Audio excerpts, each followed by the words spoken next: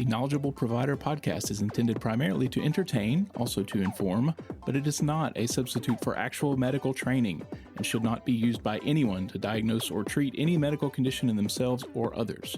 If you need medical advice, please make an appointment to see your own knowledgeable medical provider. The opinions expressed by me and anyone else who happens to appear on the podcast are solely those of the people expressing them and are not necessarily representative of any other entities.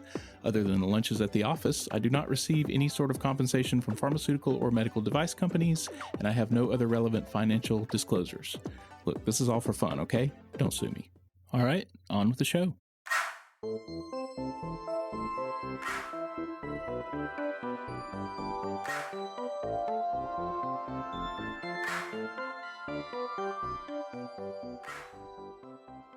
Hey, welcome to Knowledgeable Provider. I'm your host, Jody Marks.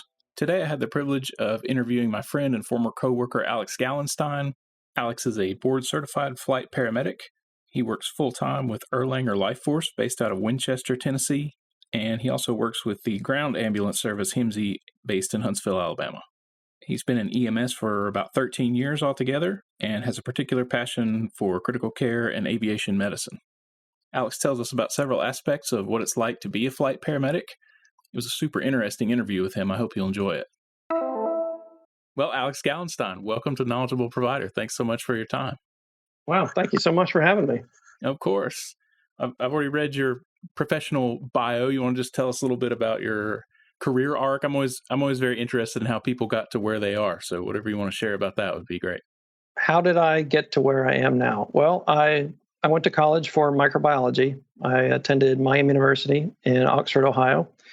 After that, I was thinking, what am I going to do with my life now? At the time, I was dating somebody who was going to school and living down here in the North Alabama area, and would come down to visit her. And one day it was just like, maybe I'll stay for a while. Well, I think was at a Panera at Airport in the Parkway when somebody had a medical emergency there. And I saw this blue, yellow, and white ambulance show up. And I was like, wow, EMS is pretty cool. That looks pretty sharp. And it was probably that day or the next day I was going on Calhoun's website, registering for classes or looking how to register for classes for their EMS program. I had always kind of had an interest in that sort of thing. In high school, I'd worked as a lifeguard at Boomerang Bay at Kings Island, which is a big theme park and water park in Cincinnati, where I grew up. And, going to school for microbiology, I wanted to, I had the same mindset as you. I wanted to go to med school. And then also had the same mindset as you as, I no longer want to go to med school. But, I was still interested in all those things. And so EMS just kind of fell into my lap, kind of out of nowhere, and I ran with it.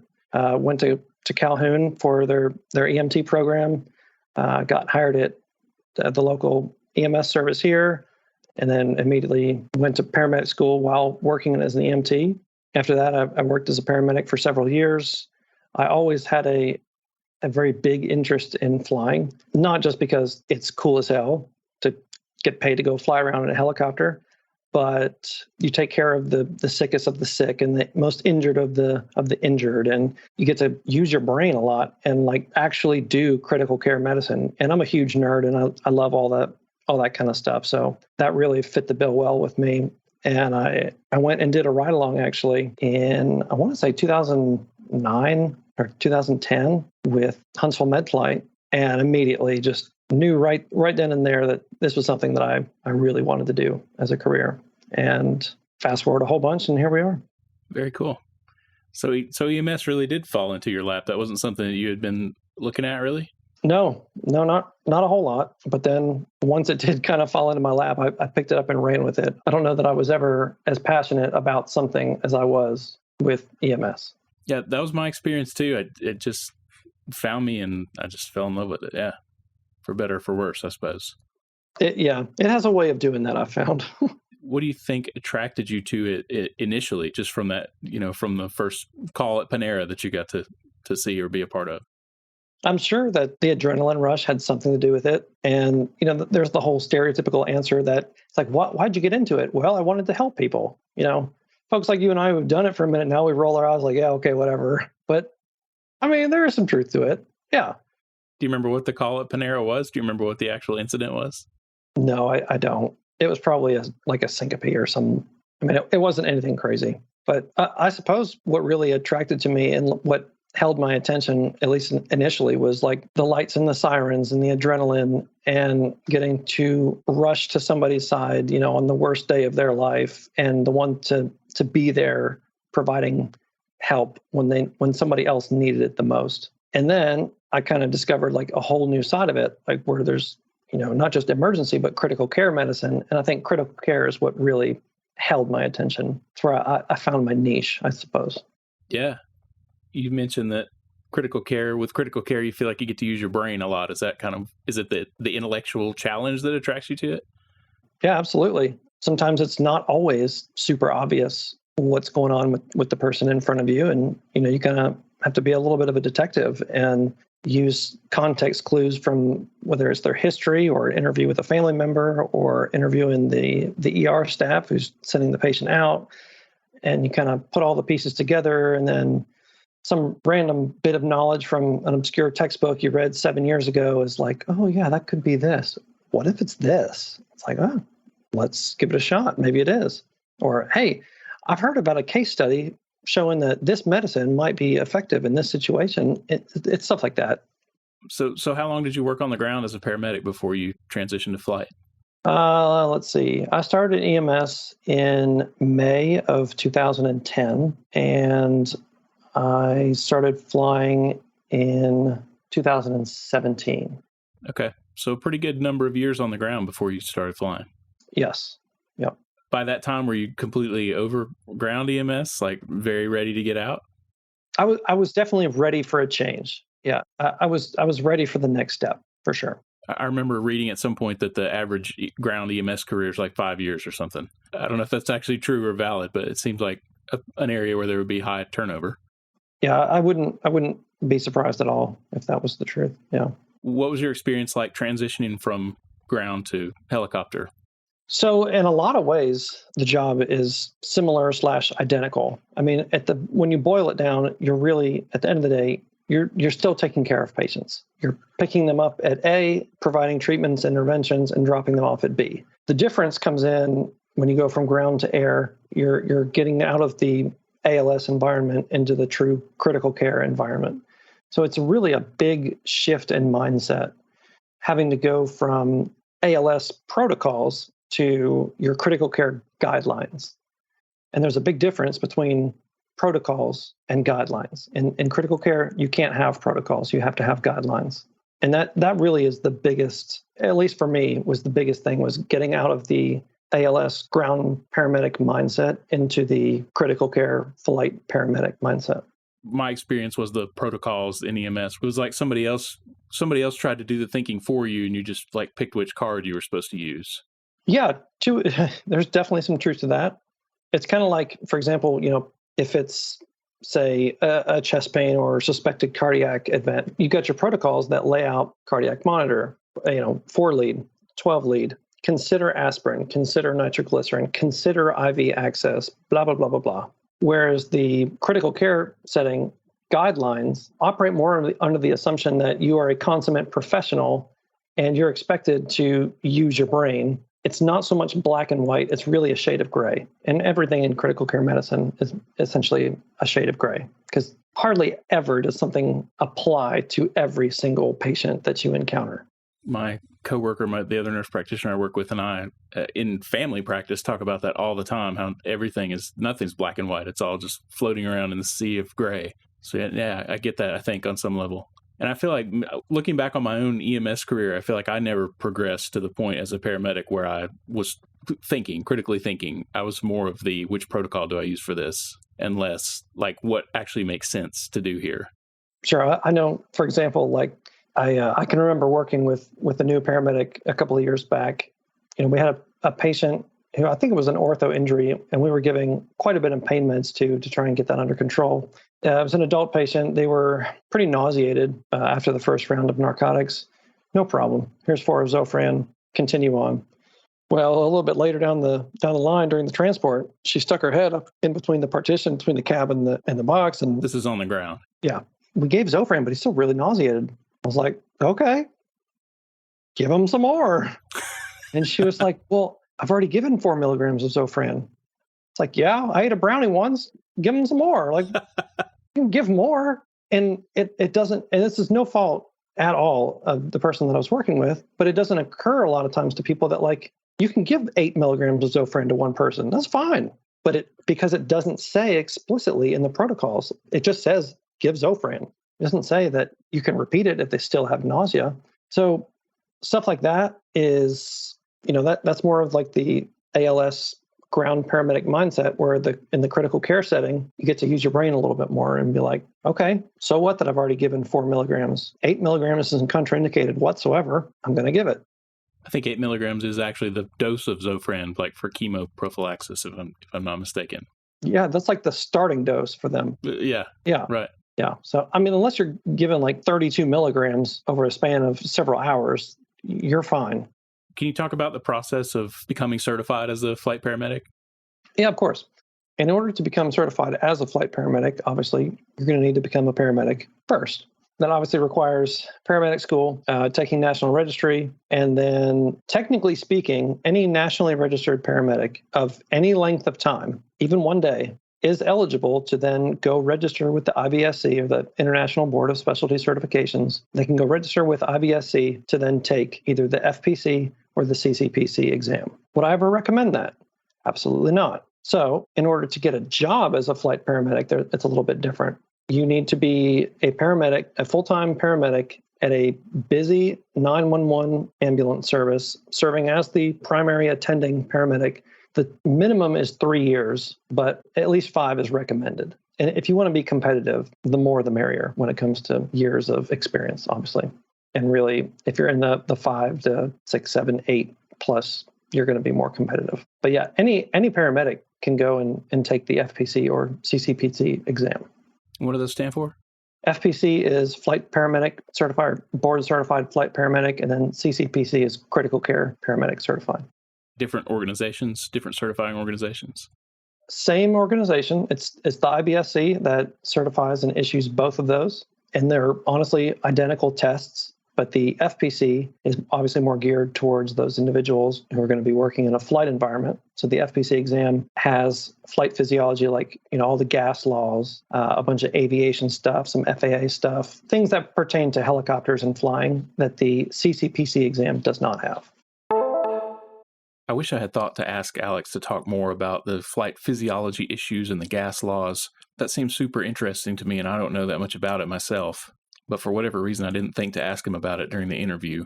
I'm going to put a link in the show notes to an article on medictests.com about the different gas laws and how they apply to taking care of patients in flight.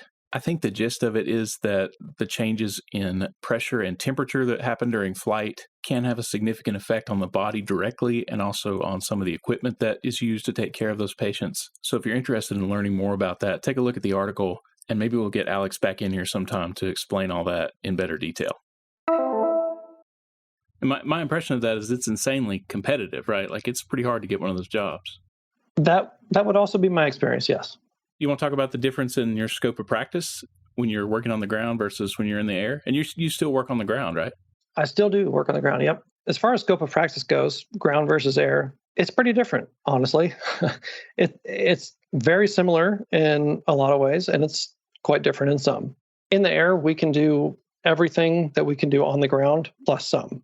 The amount of medications that we carry is quite expanded. The procedures that we can do in the air are definitely more than we can do on the ground.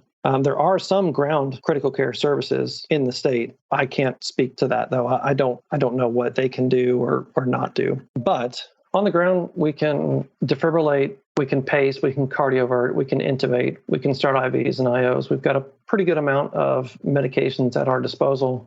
Versus in the air, we can do all of those things, plus the number of medications is greatly expanded to include a lot of critical care drugs that can't be carried on the ground. We have blood products. We have whole blood. We have packed reds. We have plasma. We can do RSI. That's one of the big things that air transport is utilized for is rapid sequence induction. We can do surgical airways, whether that's an actual with a scalpel, like a real surgical crike, whether that's a needle crike. Not only can we decompress the chest, but we can actually do finger thoracotomies, and we do put in chest tubes in the air. We do central line insertion. We do arterial line insertion and monitoring. We have advanced ventilator management capabilities. We currently carry the Hamilton T1 transport vent on the ground. It's, usually a BVM. I don't even know if we have the quote-unquote transport vents on the ground anymore. I think they pulled those off the ambulances. But even so, those ventilators were only like rate and volume and PEEP. I think that's the only thing you could do. I know on the ground there was a big difference from state to state. Is that a thing with helicopter EMS? Does it matter like what state you're over as far as what you can do, or not so much? So if we were to lift from our base in Winchester, Tennessee, and come down to Alabama to do a scene flight, and then transport that person to an Alabama hospital or trauma center, whatever, we maintain our full scope of Tennessee practice. We can do all the things. Like in Alabama, air medical crews aren't doing art lines. They're not doing central lines. Unless it's changed, they're not doing surgical airways. They have the quick trach device, which is basically just a big giant needle with a kind of like an over the cath or over the needle Shiley sort of setup, where you just punch straight through and then thread the trocar out and the airway in.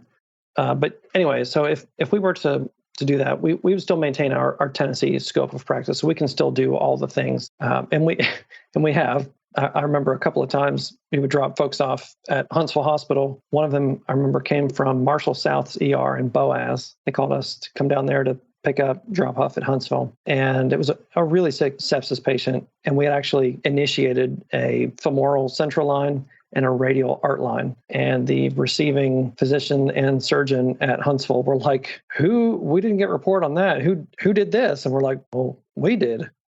What do you mean you did? We did. I actually get that a lot. People don't realize just how generous and how big of a scope that we actually have. Right, definitely. Yeah, I didn't realize that a lot of that stuff was done pre-hospital or inter-hospital, I guess. I mean, technically, yeah, we could do it pre-hospital, in our hospital, whatever. This just happened to be inter-hospital. But the service that I work for, Erlanger Life Forces, we have a great scope of practice, and we have a program and medical direction that really sets us up for success. The training and the education that they provide is second to none. I mean, it's a big hospital-based program, so we've got a lot of resources to make some cool things happen. And a lot of folks, they don't realize just exactly what we can do, which I think is pretty cool. Yeah, I think so too. That's amazing. I'm glad you're somewhere progressive like that. Yeah, it is quite progressive, thankfully. And I guess it never occurred to me that if a helicopter came and picked me up that was based in Alabama, they might not have the same capability as somebody that's based in a different state. Right. It is strange how things can vary so much state to state. When we have stuff like, the national registry, you would think that would be enough to kind of blanket the country and provide a standard of care. And to a degree it does, but there are always those state to state exceptions to the rules. Tell me about a day in the life. What are your shift schedules like, and typical calls that you run, and what's a typical shift riding along with you? So a day in the life of a flight paramedic is very similar to the day in the life of a ground paramedic. You come in the morning, you clock in, you do all your morning chores, your morning checks. We go out and check out the aircraft, look through all of our different bags, all of our different equipment, make sure that everything is basically flight ready. It's stocked, and we're ready to take a flight from the moment that we walk in the door. We check off our blood products, make sure they're all within temperature guidelines, refrigerated drugs. We get keys and narcotics from the off-going crew, get a brief report from them, pretty standard stuff. But then once your chores and stuff are done, you kind of just waiting for that radio to go off, waiting for that phone to ring. Very similar to how it is in the ground environment. As far as what we typically do in a day, as far as the calls that we run, it could vary wildly, just like on the ground. The summer always brings a lot of trauma. We just had 4th of July, so I wasn't working on 4th of July, but I'm sure that there were a bunch of firework injuries around the region, as there usually are. Motorcycle MVCs, those are a big one this time of year. boating accidents. We've had a couple of those so far. And then there's always the standard, quote, run-of-the-mill stuff that we do day in and day out, like STEMIs, strokes, sepsis. I mean, really anything that you can think of that you run on the ground, we do that in the air. I imagine less bullshit. That would be correct, yeah. A lot of times on the ground, and when I say a lot of times, I mean a lot of the time on the ground, when that radio goes off, I mean, when that radio goes off, you're like, all right, let's go save the next one, when really probably somebody that has no business even calling 911, but there we are. In the air medical world, it is quite a bit different. When that radio goes off, you know that something's going on. I always thought that would be one of the good things about working in the air as compared to working on the ground. Yeah, that is very true. Yeah, when that radio goes off, somebody is sure having a bad day. Yeah. Are there particular types of calls or transports that you like? Like, what are your favorite things to do? I don't know if I have a particular favorite kind of call or transport to do. There's nothing out there that I can think of right now where I'm like, oh, I really hope we do this today, or I really hope we do that today. I mean, whatever happens is going to happen. That's what we're going to do that day. But I don't really sit around hoping for any particular kind of flight request to come in. But I still do enjoy those really sick critical care patients, like the ones who are, they're intubated, they're on a vent, they've got some kind of complex illness going on where we're having to titrate multiple drips and start new drips. And, hey, let's toss in an art line, let's toss in a central line, or, hey, I don't know, do you hear any breath sounds over here? No, I think they dropped a lung. All right, here's a scalpel, let's go ahead and pop in a chest tube, stuff like that, where we actually get to do what we're there to do. Are there times now when you go back and work on the ground when you find yourself in situations where you're like, this patient really could use a chest tube or a central line or whatever, but yeah. Oh yeah. Or I'm like, oh yeah, I'm going to give this medicine, and then it clicks like, hey dummy, no you're not, because I can't give that here. I would really like to give these IV steroids, but I can't because I don't have them. Or I'd really like to get this ANSEF started, but oh crap, I don't carry that here. I'm sure that can be frustrating. It is what it is. What kind of shift structure do you work? Are you 24-hour shifts? So, yep, we worked 7A to 7A during the week, and then the weekend is 12-hour shifts. So, for example, we call it a hitch. If your hitch starts on, say, Thursday, and you work at 24 on Thursday, you get off Friday morning, and then you'll work 12-hour day shifts on Saturday and Sunday, and then you work a 24-hour shift on Monday, and then you're off for either 8 or 9 days. Whereas if you start your hitch on the Friday, you work the 24 on the Friday, you get off Saturday morning, and then you'll come back and work 7P to 7A Saturday night and Sunday night, and then you have Monday off, you work a 24-hour shift on Tuesday, and then you're off for your 8 or 9 days. Is it true that you don't have to go anywhere when it's raining? Unfortunately, no, it's not true. For some programs, yes, that is true. That if it's raining, really, they don't have to do a lot. However, the program that I work at, we are IFR capable with instrument flight rules capable. So we fly in bigger twin-engine aircraft.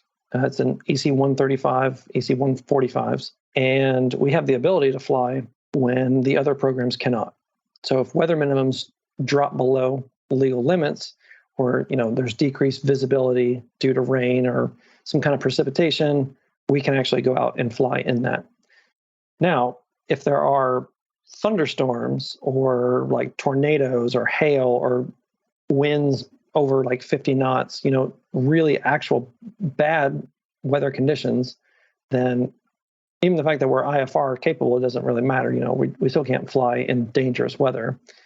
And when that happens, we have a Ford Explorer at our base that's, got all the lights and sirens. It's a critical care response vehicle. And we're actually available to respond by ground to wherever a ground service needs our help, or if it's a hospital and they've got, say, a balloon pump transfer that needs to go to a tertiary care facility, they can request a local ambulance, and then they'll call us, and we'll respond by ground. We'll get on the ambulance, and then we'll take over care of this balloon pump or this, sick person, and actually ride by ground with the local EMS service to the destination. That's amazing. That's an amazing service that you guys provide. Yeah. Your crews are nurse, paramedic, pilot? Yes. So we have one pilot, and then we have a flight paramedic and a flight nurse. Can you talk about the relationship, about the nurse-paramedic relationship in that environment? Sure. So a lot of people ask, why do you fly paramedic nurse and not paramedic or not nurse? So the reason that we do that is because about half of our flight requests are scene response requests. So like, going to an MVC on the side of the road or anything pre-hospital. And then the other half are transfer requests going from hospital to hospital. So when you have somebody who is a pre-hospital professional, the paramedic, and you pair them with a in-hospital professional, the nurse, you make a really good dynamic team. So the relationship between myself and my partner, his name is Nathan. He is genuinely one of the smartest people I've ever met. He's like almost to Jody Marks level. I mean, he's shut up. Almost there. Absolutely brilliant guy. And in my experience, I found that we work remarkably well together as a very cohesive team, whether it's a scene request or an interfacility transfer. At least one of us has the expertise in that particular field to be able to default on, I guess you could say, or fall back on.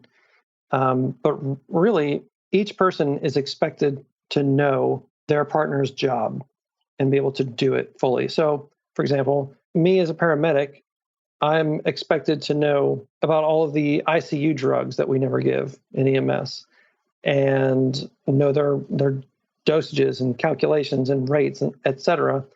And nurses are expected to know pre-hospital stuff like intubation. Basically, we can do each other's jobs. We have the exact same scope of practice. We're expected to have the exact same base of knowledge. We can function as one another at any time. That's the expectation. I mean, that's how we roll.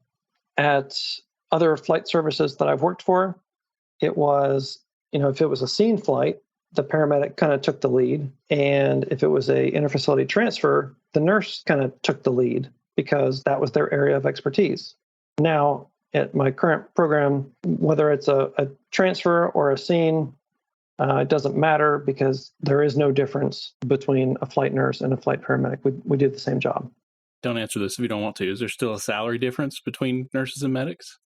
Yep. In my opinion, it boils down to nursing has been around for a couple hundred years. EMS has been around since the 1960s or something. So nurses are still going to make more than paramedics, no matter how you slice it at this point. But that gap has narrowed significantly, no doubt about it. So it sounds like the environment you work in now is pretty egalitarian as far as, I would think, not a lot of, pissing contests between nurse and medic that you kind of pick up on in other places. Honestly, at my current program, if on our name tags you covered up the title below your name where it says either flight nurse or flight paramedic and just left it blank, it wouldn't matter because we all function as just a clinician. I love that. What a cool program you guys have.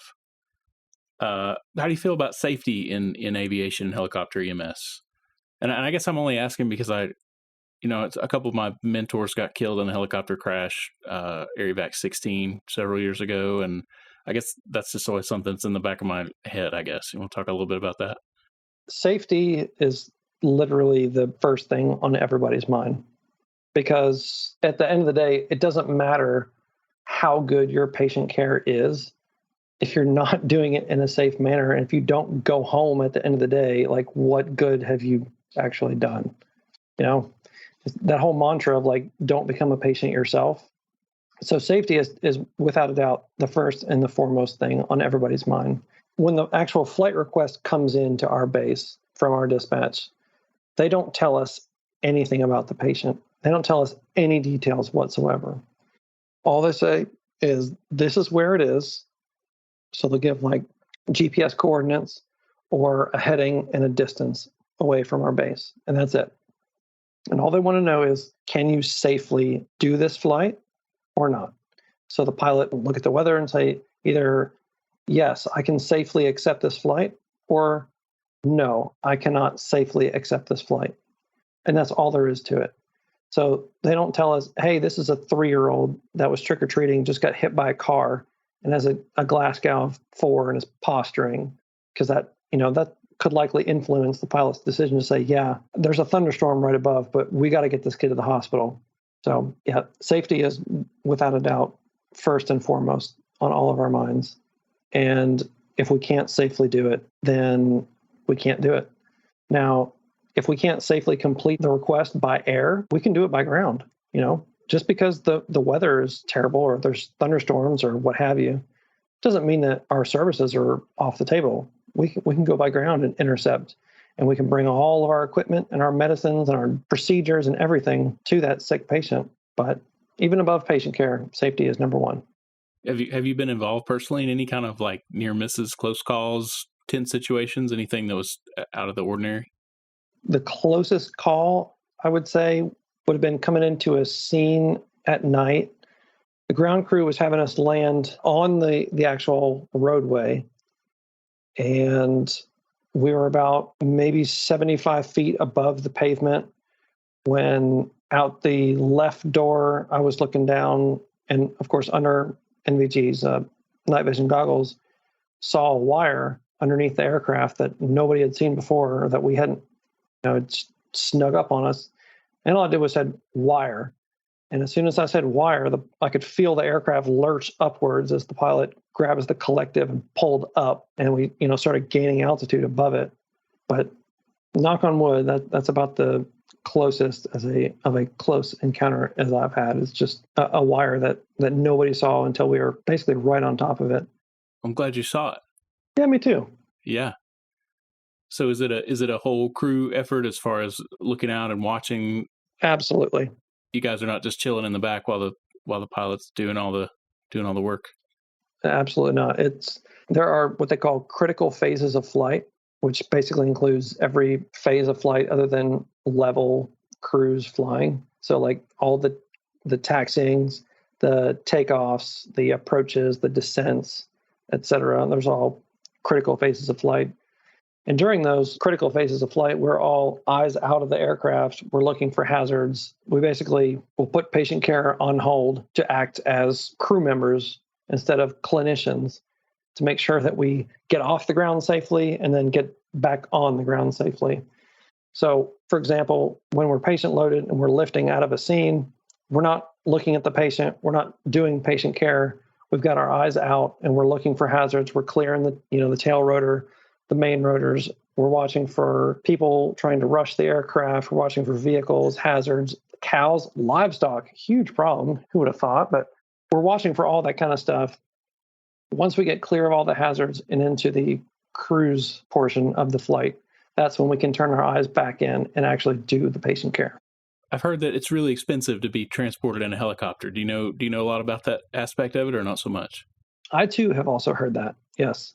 And I'll be real honest with you, I don't know what it actually costs. I really and truly, I have no clue what it actually costs. I know that it's not cheap. I hear stories just like anybody else, people saying, oh my gosh, my loved one was flown and it was X amount of money. I don't know how we're going to pay this. And I'm like, how in the world is it that expensive? But when you got a $12 million aircraft and all the expenses that go into that, I can kind of see it. But yeah, at the end of the day, it does seem wildly expensive. However, I will say that there are membership programs out there. I know my program is under the GMR umbrella. So like all of the Aerovac aircraft across country, all of the MedTrans, which our aviation vendor is MedTrans, which means all of our pilots and mechanics and the aircraft come from MedTrans, and then all the clinicians are provided from Erlanger Hospital. But anyway, all of those programs are underneath the umbrella. So if somebody were to purchase a membership, it includes all of those aircraft. So we're all covered under that umbrella, that GMR umbrella. If somebody is a member and they do require being flown, whatever the cost of that is, the company will then bill your insurance for X amount of dollars. Whatever your insurance decides they're going to pay, that's it. That's all there is to it. So let's say you need to be flown and you're a member and the company bills you for $20,000. You've got that card and you're like, hey, I'm a member. They're going to bill your insurance for, say, $20,000. And let's say your insurance says, well, we're going to pay $2,000. The company then says, that sounds great. We're settled. This case is closed. We're not going to pursue you or the patient anymore for any amount of money at all. When I very first started in EMS, there was no, like, you weren't getting a helicopter, you could forget it. And then AirEvac came into the area and they started offering the membership plans, and I always pitched that to my parents, like, hey, you guys need to get a membership. And they didn't. And then my dad had to be flown from his front yard, he got flown from his front yard, let's say. It was like several $1,000s. I don't remember. This was a long time ago, but I think they got a membership after that happened. Does the cost of a flight ever factor into decisions about whether we're going to transport or not transport, whether we're going to use a helicopter or not? At the end of the day, no, absolutely not. What it boils down to is, will this person benefit from air medical services? And if the answer is yes, then we're going to fly them. We're going to save life and limb. Us as clinicians, we're there to take care of people. That's all there is to it. So we're always going to advocate for the patient and in their best interests. And whatever that is, that's what we're going to do for the patient. Have you ever had patients balk at getting on the helicopter because of the thought of cost, or no? I have not. I'm sure it's happened. But I personally have not encountered that situation before. No. I looked into this a little bit and I found a lot of different numbers from a lot of different sources about the actual cost of medical helicopter transport. There's an article from Newsweek that was written in August of 2022 that says in 2020, the average cost of a medical helicopter transport was $30,500. And I would assume that is higher today. It looks like the helicopter service is billed partly based on the mileage that someone has flown. So similar to how ground ambulance trips are billed. So obviously the longer distance someone is transported, the higher the bill is going to be. I have one of these memberships myself for the Air Medcare network, which is part of GMR that Alex was speaking about, Global Medical Response. They have that option for helicopter transport. They have one called Air Med for fixed wing transport. They have an option called Fly You Home, where if you're out of the country, they will come get you in a fixed wing aircraft and bring you back to the United States. And they also offer memberships to Rural Metro Fire Services and AMR Ambulance Service, which I did not know. There are other companies that do this. GMR is not the only option. And I'm not being paid by GMR to pitch this, although I'd happily accept payment if anyone from there is listening. If you'd like to sponsor yourself a podcast, just get in touch. Weight limits on your aircraft, as in for patients and crew members? Now, every program is different. My aircraft is an EC-135. We also have an EC-145, which can carry quite a bit more weight. And then we have two Bell 407 GXIs, which can carry quite a bit of weight as well. But for clinicians, we are limited to 250 pounds. That goes for pilots as well. But I don't think we have anybody at the company that's even close to that. But as far as the patient weight goes, more often than not, it's kind of like UPS, or USPS. If it fits, it ships. If we can get the doors shut, we're good. In my aircraft, we've taken a patient who was 7 feet tall and 502 pounds. Wow. It's like a Coke machine laid on its side. Okay. Well, that's good to know. I guess the only helicopters I've ever been around really were tiny. And, my impression was that 300 pounds was probably about the limit for a patient that could be transported. Right. And all the amount of fuel on board. And honestly, now we're in the middle of summer. On these really hot, muggy days, it's harder to get off the ground. So that can play a bit of a role. But yeah, the crew weight, the fuel weight, and the weather, when all those come together, we can haul a surprising amount of ass. Excellent. One thing that used to come up a lot when you and I worked together at HAMSI was the company kind of, like, without saying it, they pretty much said, we'd really prefer if you didn't use the helicopters. We'd really prefer if you just transported people. And the rationale we always heard for that was, well, within this county, the time difference is really not that significant, air versus ground. I guess I'm beating around the bush a little bit, but is that bullshit, or is that true? Like, how do you feel about that in hindsight? To a degree, I would say that yes, that particular ground ambulance service just wanted us to transport by ground. That way they could bill for that transport. That's never what they said, but I always wondered if that's what they meant. I think that's what they meant, yes. Or if they were trying to rationalize telling us not to use the helicopters. But that came into direct conflict, I feel like, a lot of times when you had folks way out in the county, especially running calls where you're like, I could really use some RSI capabilities or some blood products or, something that is out of my scope of practice that Air Medical could provide. And it's like, well, you knew that when you got finished with that call and you got back to the station, somebody was going to give you shit for like, real paramedics, we don't call helicopters here in Madison County. We transport our own patients. And it was like to the detriment of the patient. The patient could have benefited from XYZ, whatever it was that Air Medical could have provided. So after a while, after my eyes became open to that, I started really becoming an advocate for, hey, if you think your patient needs something that you can't provide, but that Air Medical can, frickin' call them. Like, why wouldn't you call them? You're not doing what's best for your patient at that point. If this person needs a procedure or a medicine or something that you don't carry or can't provide, but somebody else can, and they're only a couple of minutes away via the radio, what are you doing? Call them.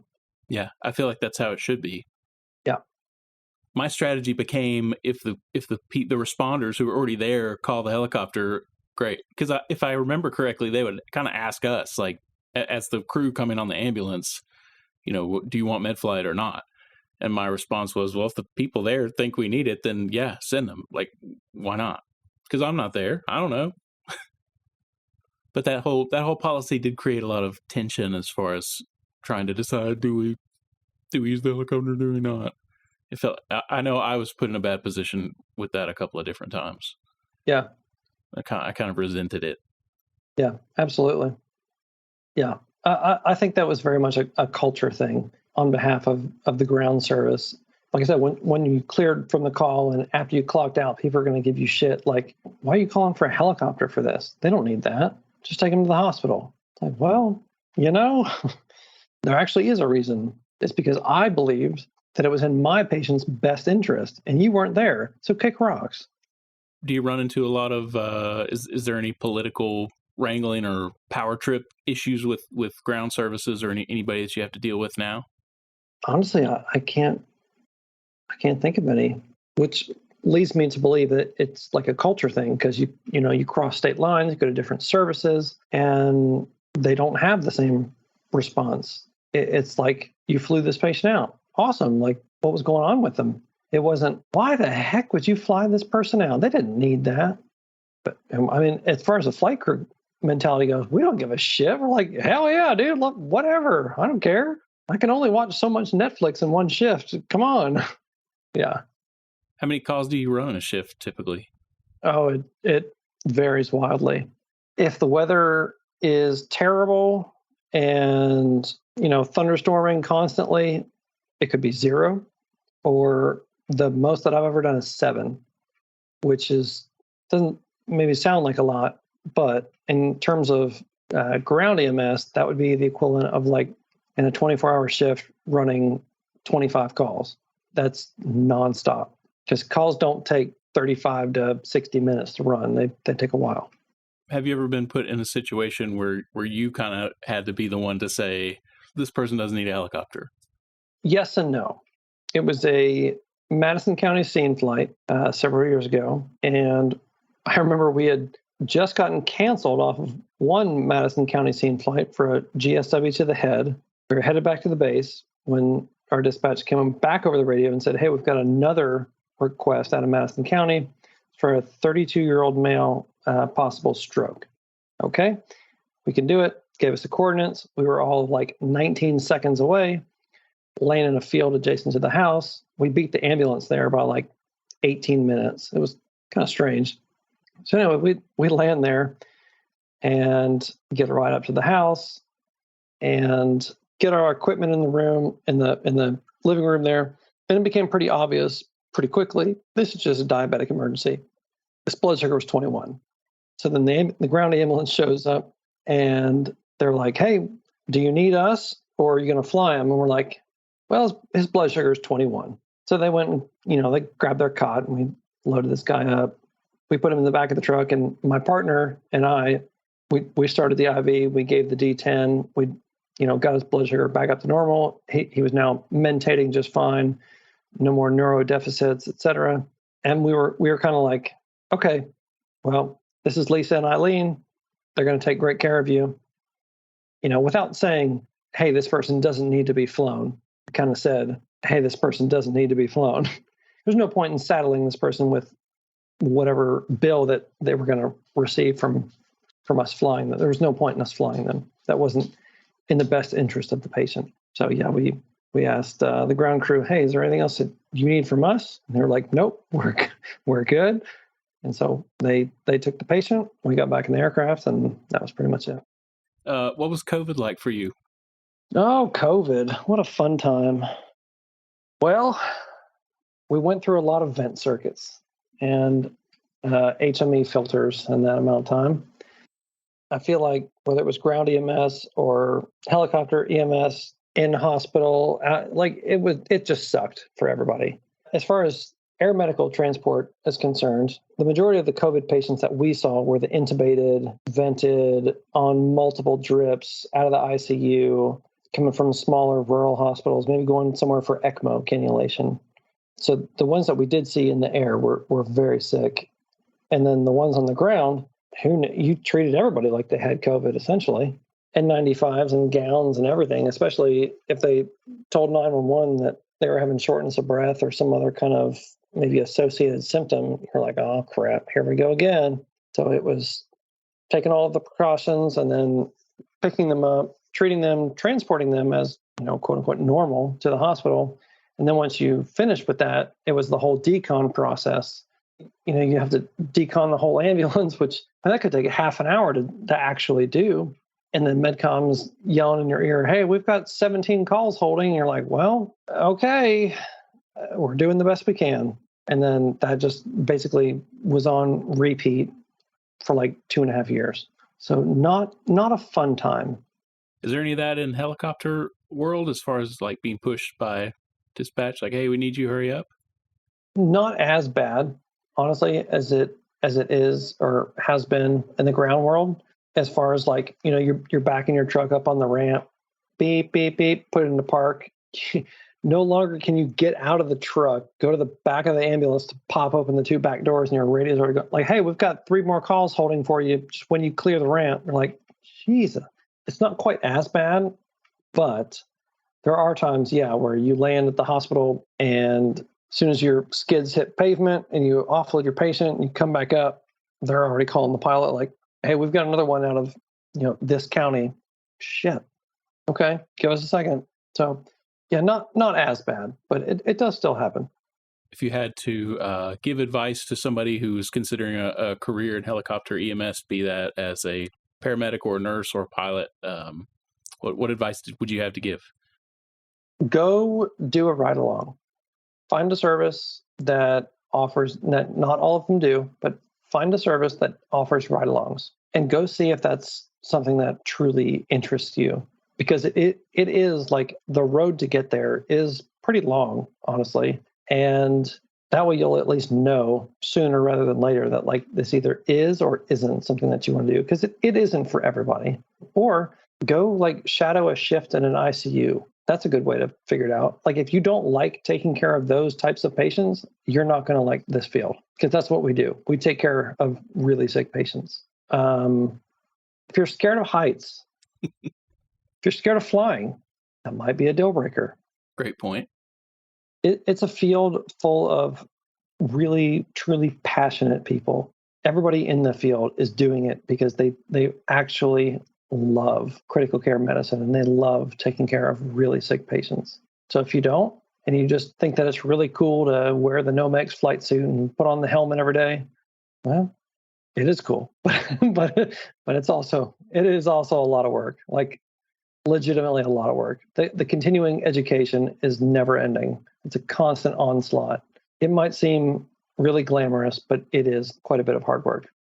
Well, I know how smart and capable and passionate you are, and I know that your patients are, and your coworkers and your service and everybody else is so lucky to have you. Oh, you stop. Well, Alex Gallenstein, thank you so much for your time. Thanks for coming on Knowledgeable Provider. Thank you so much. It was an honor and a privilege. Come back anytime.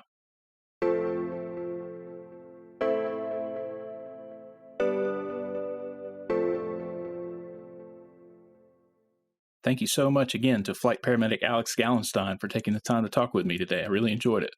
In addition to the other links I mentioned in the interview, I'm going to put a link to the Erlanger Life Force webpage in the show notes if you're interested in checking out their program. If you do any Googling, you will see that they actually had a crash recently. It was the first one in their entire history of the program, dating back to the 1980s. No one was killed in that crash, and Alex was not involved in it personally. But because it's an ongoing investigation, their employees are not permitted to talk about it right now. So we just didn't even go there during the interview. All right, that does it for this episode of Knowledgeable Provider. Thanks so much for listening. Stay safe, take care of yourself, and take care of your patients in that order. See you next time.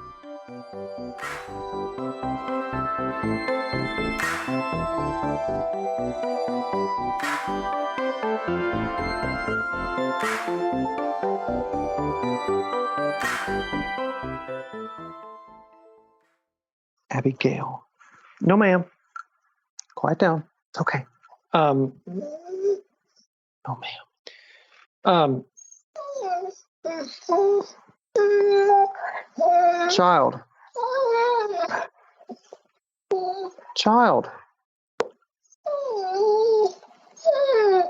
There's no way you can't hear this. I'll play with you in a little while. Nope.